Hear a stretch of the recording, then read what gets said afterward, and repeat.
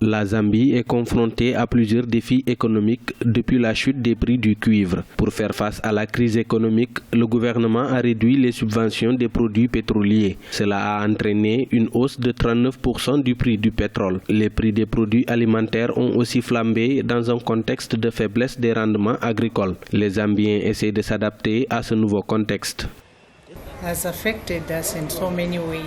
La hausse du prix de la production alimentaire nous a beaucoup affectés. Les agriculteurs qui approvisionnent les meuniers utilisent des équipements agricoles qui marchent habituellement avec du carburant. C'est ainsi que le coût de production est très élevé. Le prix de la farine fournie par les meuniers a subi également des répercussions du coût du carburant. Finished product, which is the bread and the rolls. The cost of living in Zambia has actually risen so high. Le coût de la vie a beaucoup augmenté. Je me retrouve à dépenser plus de 50% de mon revenu juste pour mon transport en allant au travail. En 2017, il est prévu une hausse des tarifs de l'électricité. Cela laisse penser que la plupart des produits connaîtront une hausse, comme les produits alimentaires.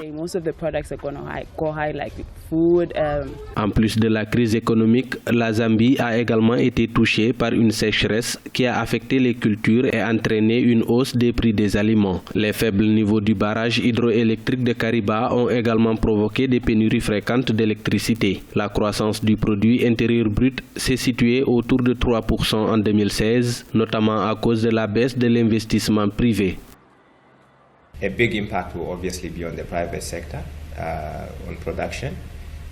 Les conséquences de la hausse du prix du carburant aboutiront à la hausse des coûts de production. Le coût des biens et services également devrait augmenter. Les ménages aussi seront impactés car tous ceux qui vivent en Zambie dépendent maintenant du transport sous une forme ou une autre, en particulier dans les zones urbaines.